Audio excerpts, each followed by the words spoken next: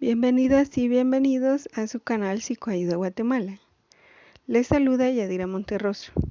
Continuaremos con la lectura del libro El abuso de debilidad y otras manipulaciones de la doctora y psiquiatra Mary Frances Irigoyen.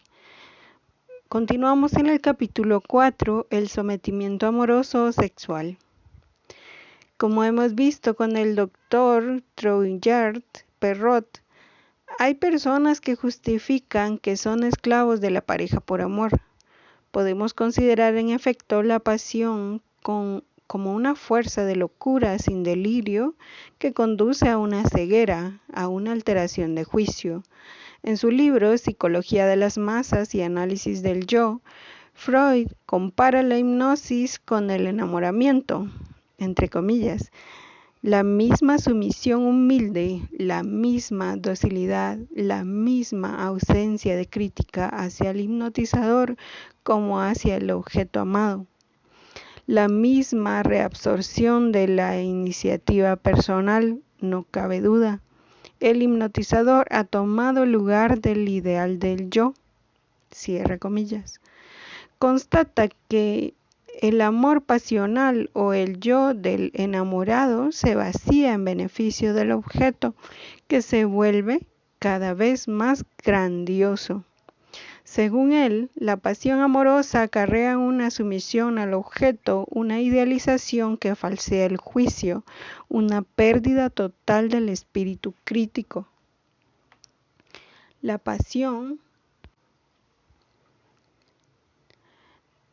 es del mismo orden que una creencia y, como señala el filósofo Nicolás Grimaldi, a propósito del fanatismo, entre comillas, un creyente se siente tanto más dispensado de reconocer cuanto más cree.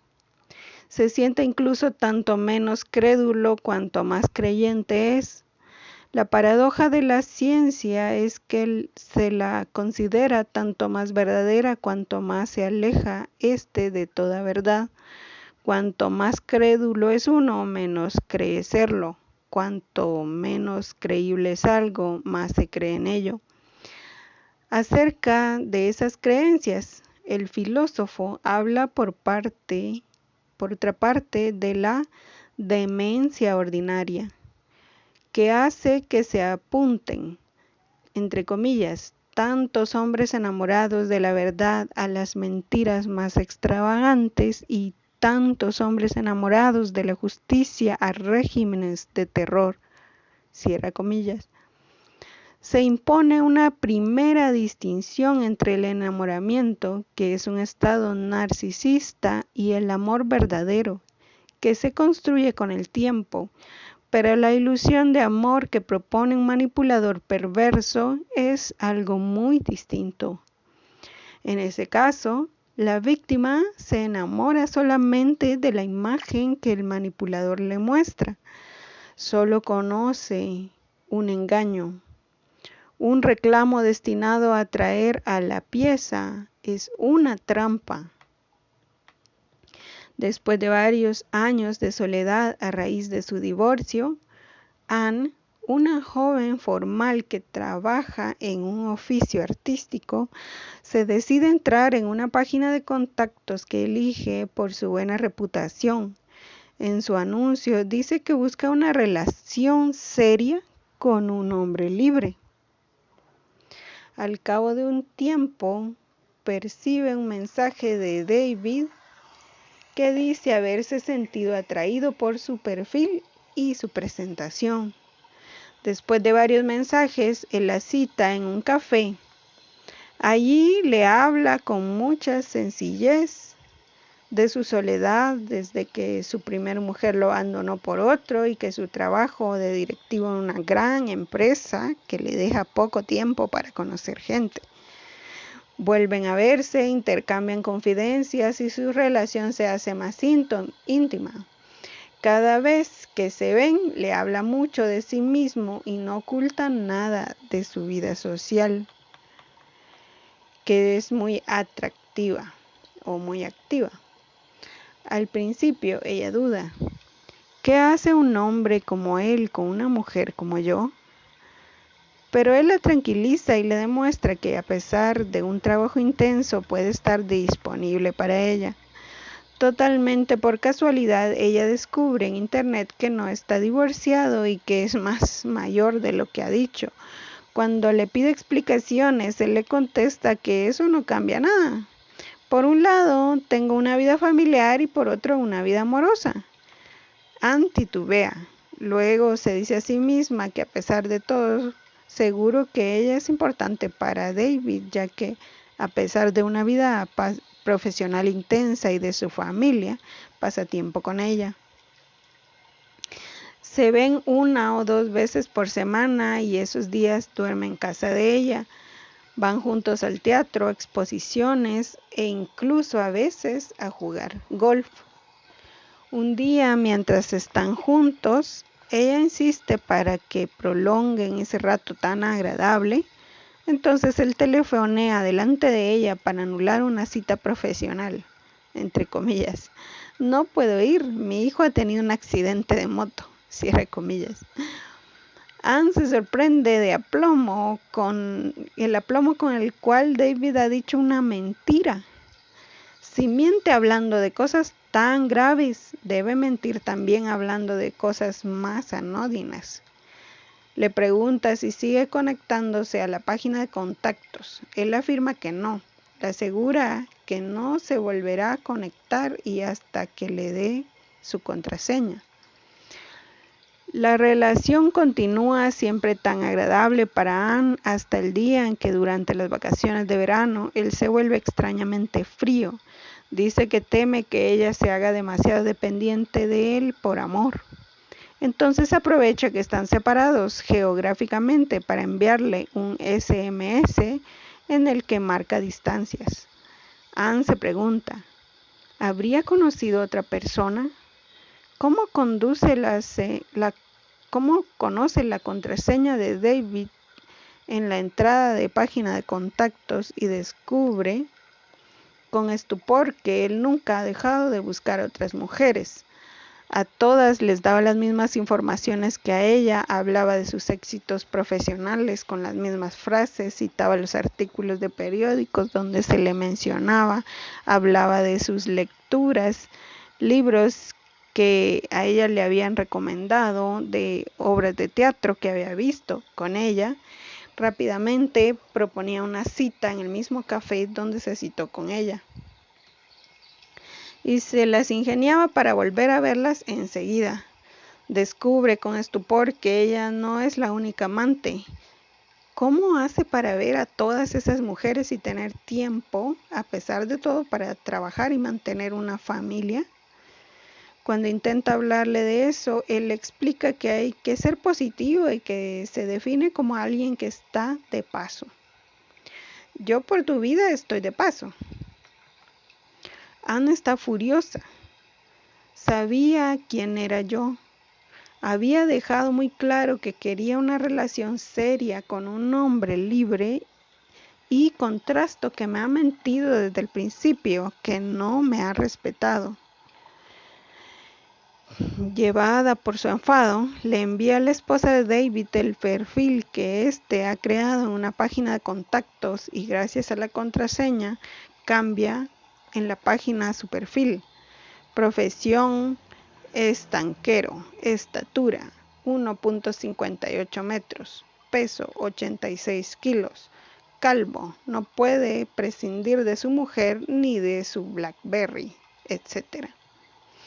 Aquella misma noche recibe un mensaje amenazador de David en el móvil.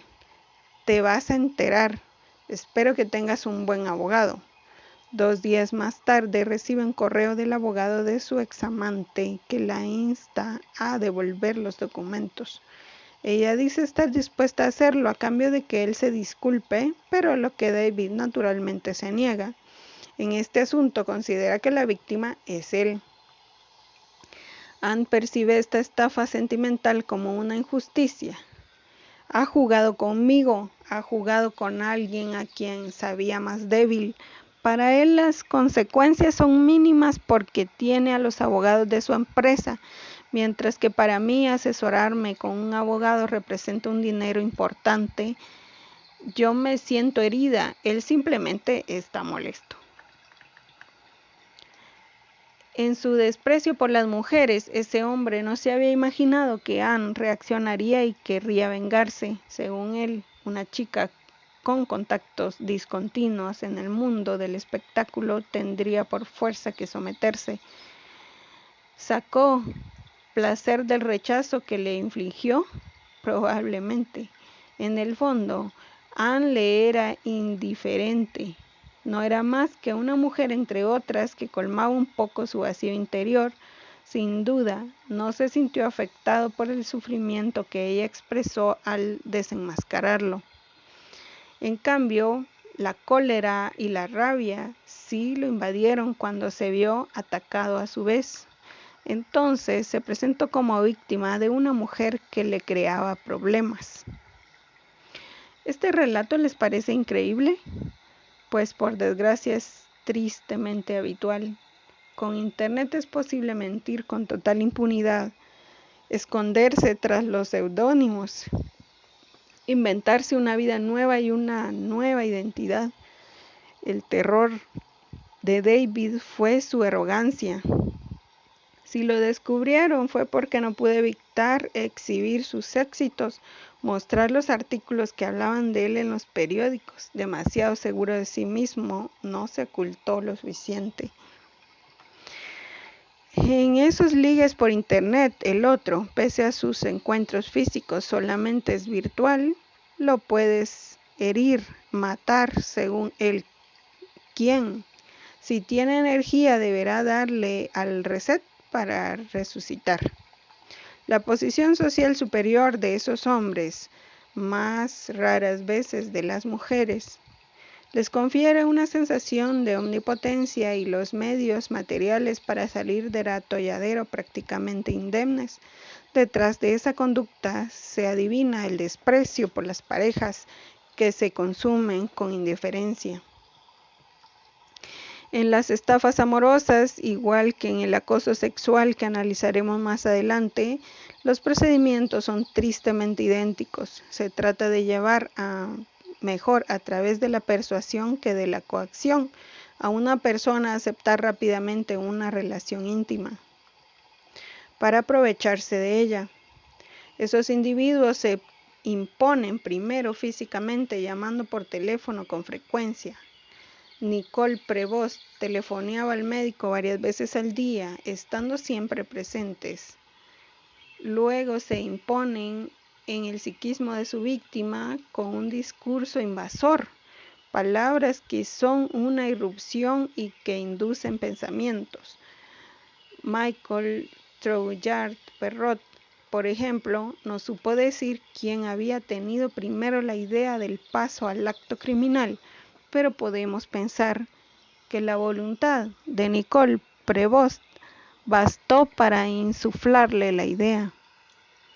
Estos procedimientos son bastante parecidos al hostigamiento o stalking. En este tipo de acoso físico, el individuo se infiltra en la vida del otro e invade su intimidad con atenciones no deseadas, ya sean positivas o negativas. El acosador se obsesiona primero con una persona, luego la sigue por la calle, la vigila y puede acabar agrediéndola. Frente a esa invasión, la víctima al principio se muestra simplemente irritada y trata de desanimar al que aparenta ser un enamorado tenaz. Luego aparece el miedo cuando llegan los insultos y las amenazas que se alternan con las declaraciones de amor hasta que la víctima se halla en la posibilidad de reaccionar porque sus capacidades de adaptación están saturadas. El hostigamiento procede generalmente de un excónyuge, de un exnovio que se niega a soltar a su antigua compañera como si fuese una propiedad suya. Pero también puede tratarse de un estado casi delirante por parte del hostigador. Como la justicia no aporta ninguna solución eficaz, la víctima se ve muchas veces obligada a mudarse y a cambiar de teléfono y de trabajo. Mientras que en casi todos los países anglosajones se han aprobado leyes contra el stalking, en Francia, la policía no interviene mientras no se haya producido hechos tangibles y la justicia no toma medidas de alejamiento más que por un periodo de tiempo muy limitado. El acoso sexual no está muy alejado del stalking. Una vez más, la relación se impone progresivamente. El acosador, como los hombres son más a menudo los autores del acoso sexual, he optado por ponerlo en masculino, aunque también puede ocurrir al revés. Presiona al sujeto que ha escogido como víctima para que acepte una relación íntima que cree que no aceptaría espontáneamente. No se trata en absoluto de la presión interna de un enamorado que trata de convencer o seducir a una persona que le gusta, sino de una maniobra perversa destinada a penetrar en el psiquismo ajeno. Se trata de someter a la víctima a una dominación, es decir, de sojuzgarla psicológicamente. El límite naturalmente es tenue entre un hombre que hace una corte exagerada a una mujer porque está enamorado y un hombre que quiere a una mujer y la acosa para poseerla. En teoría todos podemos establecer la diferencia entre una presión cariñosa y respetuosa y una presión abusiva, y esta última deberíamos resistirnos, pero basta que el acosador sea especialmente débil o poderoso, sea especialmente hábil o poderoso, o que nuestros límites se hayan erosionado anteriormente para que pueda encontrar una vía. En todos estos relatos constatamos que la persona cede porque su psiquismo se ha saturado a base de presiones psicológicas. ¿No es esa la definición de sometimiento psicológico?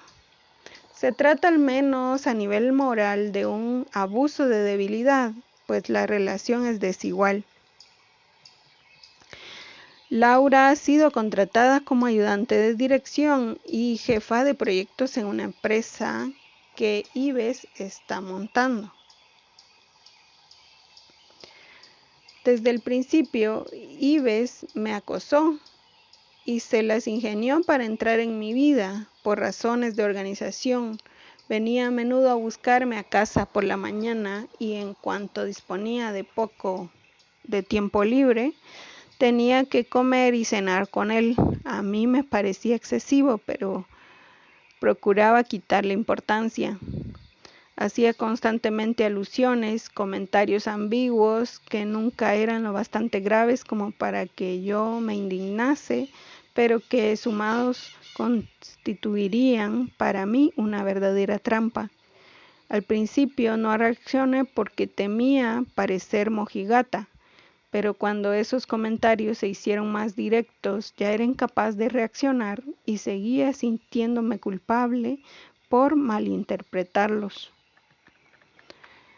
Muy pronto intentó besarme, acorralarme contra la pared de mi despacho. Incluso noté varias veces que habría podido recurrir a la fuerza. Luché para que se mantuviera en su sitio, para que no se me acercara. En cuanto dejaba de estar físicamente con él, las llamadas al móvil eran continuas y cuando volvía a casa por la tarde me telefoneaba sistemáticamente durante mi trayecto en el coche. Quise resistirme, le pedí que parase, pero él no me hizo caso. Yo sé que te gusta, me decía. Yo seguía albergando la esperanza de que comprendiese mi sufrimiento y que todo terminase, pero él pretendía saber mejor que yo lo que me convenía. Se presentaba como mi salvador. Haces tonterías en tu vida, me necesitas. Mantenía la confusión, interpretaba mis palabras, siempre encontraba la manera de tener razón. Yo era una presa fácil porque buscaba adquirir seguridad. Estaba angustiada por la idea de parecer tonta. Poco a poco me fui sintiendo incapaz de reaccionar. La única defensa que había encontrado era ser totalmente pasiva, distante, reticente.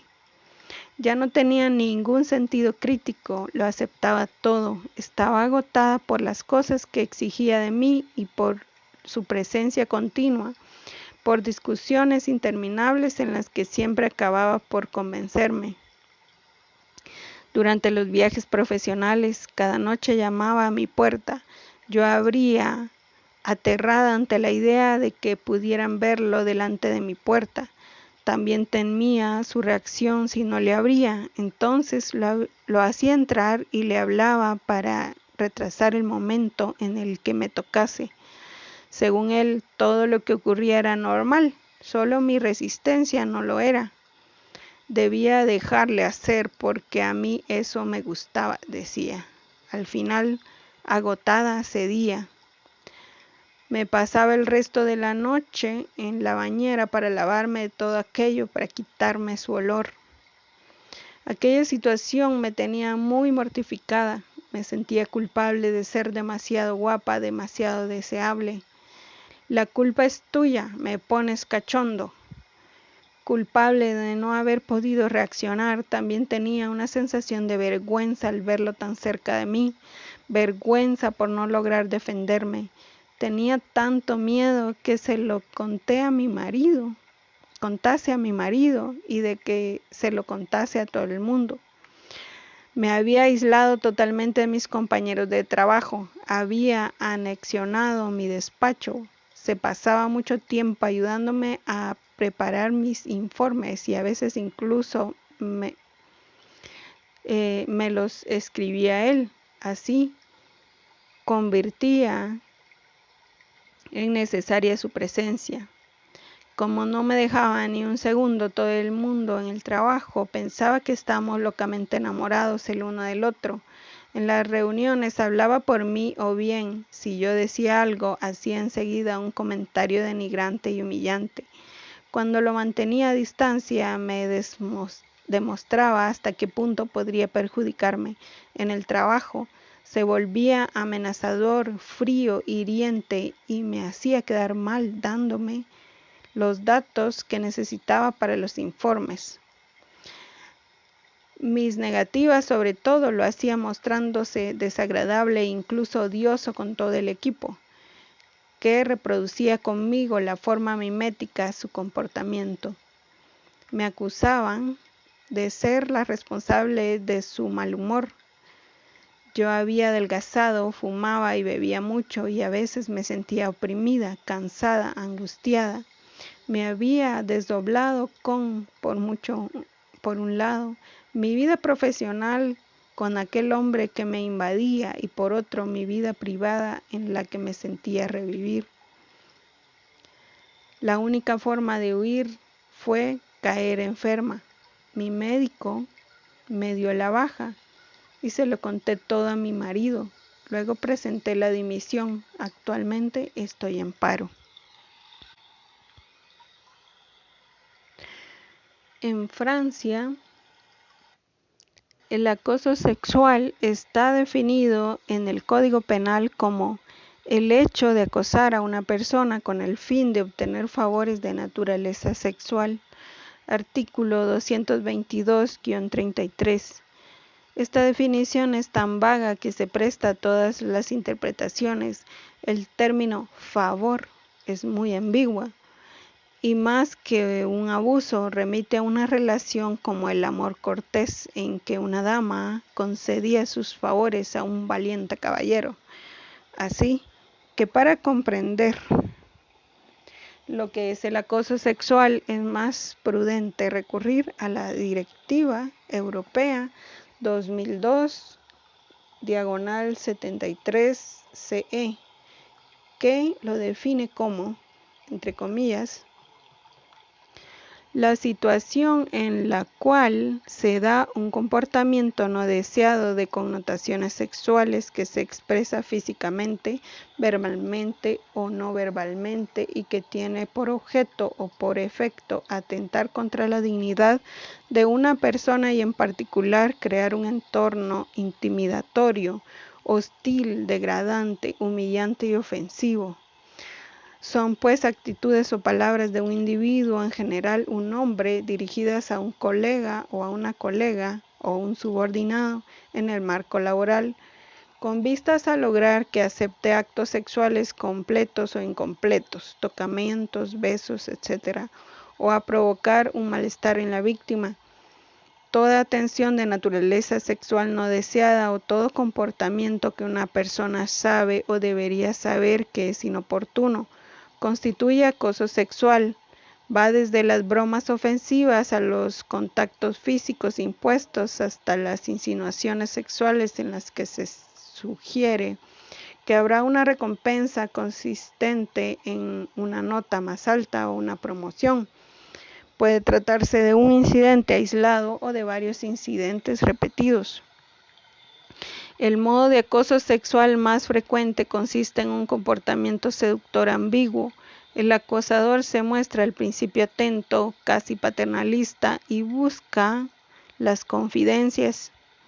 Luego, a medida que la víctima se ha ido desestabilizando y ha quedado atrapada en sus ambivalencias, el acercamiento se hace más insistente hasta que se imponen los actos sexuales. Como en todo abuso de naturaleza perversa, existe una primera fase de seducción, durante la cual la mujer se halla desconcertada. Solo puede detectar algunos indicios, por ejemplo, una familiaridad excesiva por parte de un compañero de trabajo o de un superior, pero no hay que olvidar que ciertos empleos en que la tarea no está bien definida requieren una implicación que forzosamente invade la vida privada. ¿Dónde está el límite?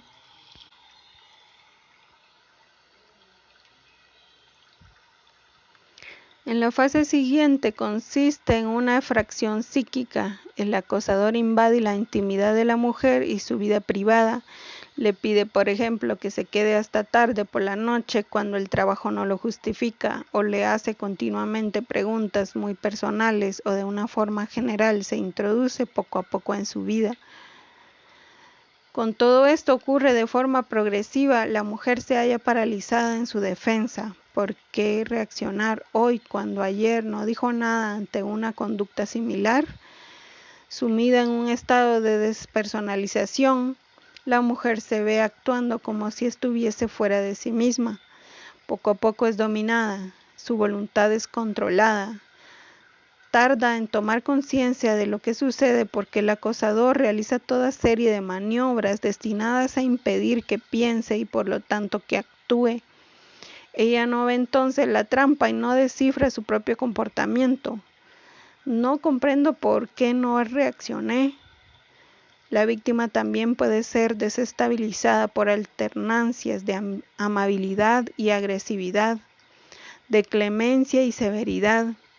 Me piropeaba de forma exagerada en privado y luego, durante una reunión, me hacía polvo. Después viene el chantaje, sobre todo si el agresor es un superior jerárquico. Cuando una mujer no cede a sus proposiciones, el acoso que sufre se convierte claramente en un acoso moral. Se observa entonces, según la definición francesa del acoso moral en el trabajo, entre comillas, un deterioro de las condiciones de trabajo que puede atentar contra sus derechos y su dignidad, alterar su salud física o mental o comprometer su futuro profesional. En el acoso sexual, como en la mayoría de las agresiones de tipo perverso, la culpabilidad de la situación siempre recae sobre la víctima. El hombre no reconoce nada y hace a la víctima responsable de la tensión sexual que existe. A menudo la víctima acaba encontrando excusas para la agresividad del acosador. Se siente sola, ya sea porque en su entorno no ve nada, ya sea porque hace la vista gorda, pensando que la mujer consiente. Los que podrían poner fin a esos comportamientos optan a veces por proteger deliberadamente al más poderoso, es decir, al agresor. Después de la relación de Dominique Strauss-Kahn con una subordinada, Pariosh Kannagi, el FMI, se contentó con amonestar a su director por aquel error de juicio. Sin embargo, la joven había dicho en la audiencia, entre comillas, creo que el señor Strauss-Kahn es un líder brillante que tiene una visión para afrontar la actual crisis financiera mundial. También es un hombre agresivo, aunque sea encantador. Me temo que ese hombre tiene un problema que seguramente lo haga poco idóneo para la dirección de una institución en la que hay mujeres trabajando a sus órdenes. También precisó, tenía la sensación de que estaba jodida si aceptaba y jodida si decía que no. Siempre se podrá aludir que las mujeres no tienen más que decir no, aún no firme y rotundo. Pero frente a esas presiones, ¿cómo resistir? Contrariamente a lo que ocurre en una relación de seducción normal, es muy difícil oponerse a una relación impuesta por un acoso sexual. Aunque llegue a formularse el chantaje relativo al empleo, las mujeres temen ser despedidas, temen también las represalias y aunque forman parte del procedimiento. Hace falta mucho valor para acudir a los tribunales, pues es un proceso de acoso sexual. Como en un proceso por violación, los defensores del acusado intentarán desacreditar a la víctima. Es ella la que ha incitado al hombre, era provocativa o consintiente, y de víctima pasa a ser la acusada. La mujer en cualquier caso sufrirá un huracán en su pasado.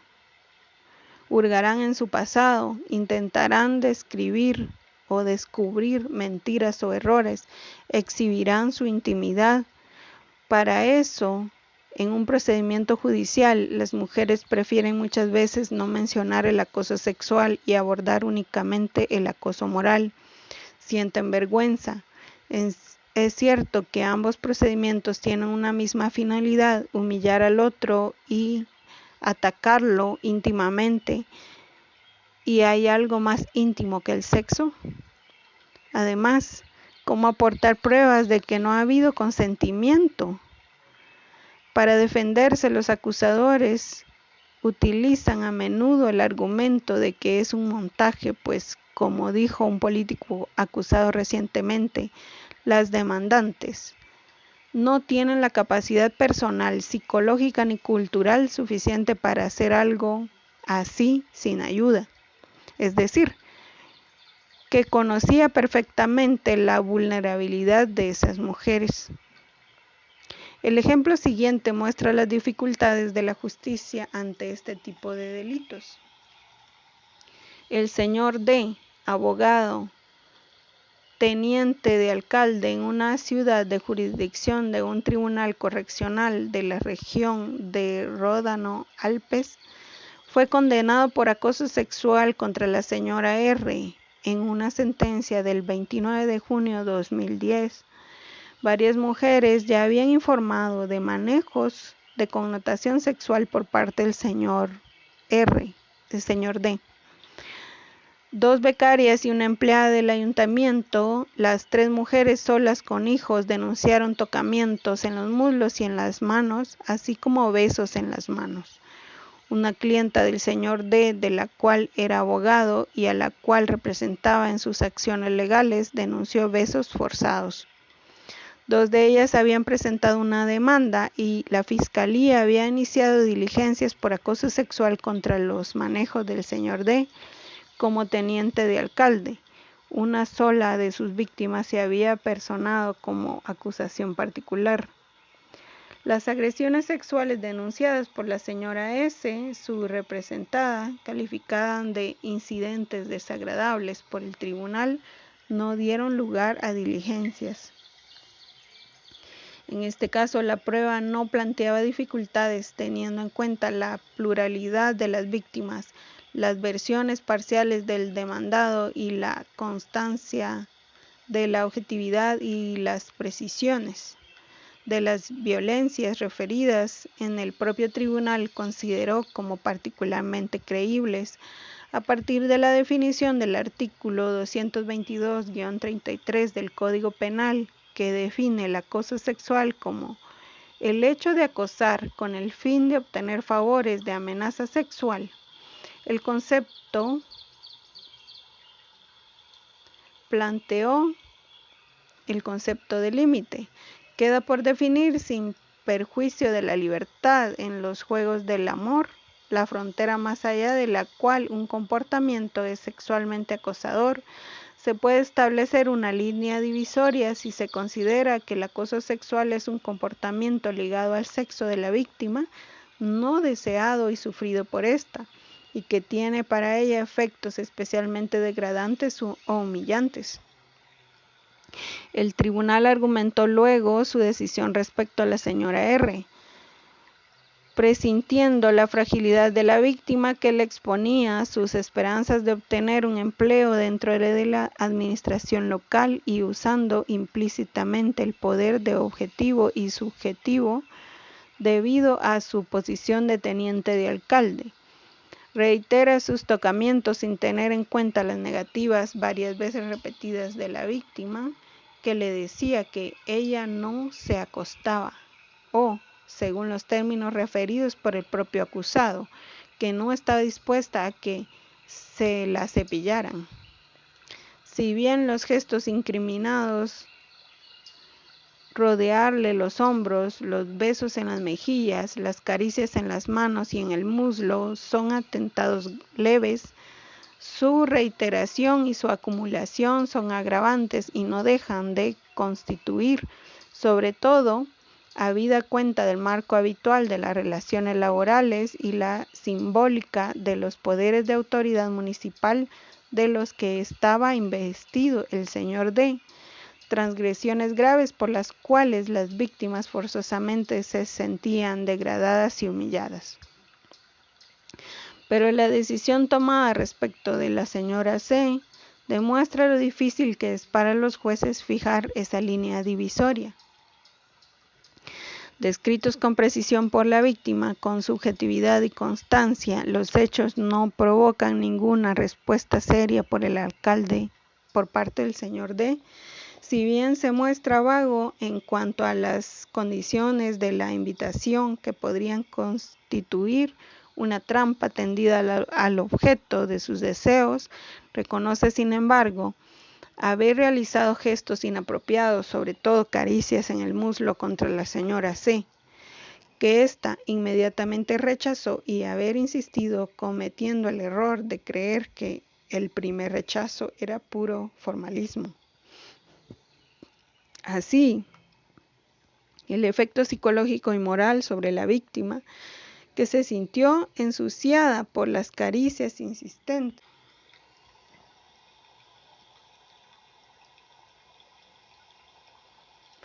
y lloró por ello en varias ocasiones, no puede negarse, porque sobre todo porque no se produjo ninguna reparación moral, especialmente en forma de disculpas. Sin embargo, el contexto de los hechos, que se desarrollan en un marco privado, su no reiteración, la ausencia aparente de relación de dominación o coacción y la ausencia de consecuencias ulteriores en el marco profesional de la víctima nos invitan a entrar en la vía de la condena. Esta decisión suscrita preguntas que la AVFT ha formulado muy oportunamente. La expresión objeto de sus deseos es ambigua y puede sugerir una relación amorosa. Así, después del caso DSK, varios comentarios en los medios mostraron que existe en algunas personas una confusión entre seducción, acoso sexual y violencia sexual, como si se tratase de una continuidad. Sin embargo, en el primer caso se trata de una relación amorosa o sexual y en los otros de una auténtica violencia. Esta sentencia concluye que la señora C. rechazó inmediatamente esos gestos inapropiados se puede deducir que no se había en modo alguno consentimiento. También se dice que el señor D reconoce haber insistido cometiendo el error de creer que la primera negativa era puro formalismo. Era pues plenamente consciente de estar abusando. Los jueces señalaron la ausencia de relación de dominación y de coacción para apoyar su decisión, y también consideraron que los hechos se desarrollaron en un marco privado, puesto que los encuentros tenían lugar en el exterior, pero cuando un superior jerárquico invita a un subordinado a tomar un café, ¿puede éste negarse? Al tiempo que rechazaban la noción de consentimiento, los jueces consideraban que se trataba de una relación consentida entre dos adultos igualmente libres. ¿No es contradictorio? Las nociones de consentimiento y de rechazo no son interpretadas, de hecho, de la misma forma por todo el mundo. Si bien las fronteras entre el intento de ligar admisible y el acoso no son fáciles de definir jurídicamente, una mujer víctima de acoso lo siente en su cuerpo, aunque no sepa las palabras para hablar de ello. ¿Cómo mujer ha podido creer que no estaba en posición que le permitiera negarse? Porque no tenía la capacidad psíquica de rebelarse, de marcharse dando un portazo, o bien porque un trauma anterior había disminuido sus límites. En tal caso, el hombre detecta esos fallos y se aprovecha. No sería un abuso de debilidad, naturalmente, no desde el punto de vista jurídico, pero sí desde el punto de vista moral.